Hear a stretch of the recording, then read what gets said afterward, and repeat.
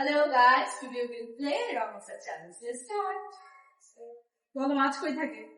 আকাশে। ঢাকা কোন দেশের রাজধানী? পাকিস্তানের। বলাস হয়ে গেলে কি খাস? মূত্র। আঙুল ফুলে কি হয়? লেচুগা। তুমি ছেলে না মেয়ে? ট্রান্সফর্মের। কাঁঠাল কোন গাছে হয়? আম গাছে।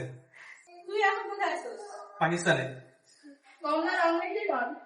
ফল। মার মার মার।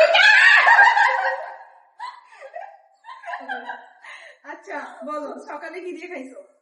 পায়খানা। হাট্টি মাটি ডিম কোথায় ডিম পারে? মাটিতে।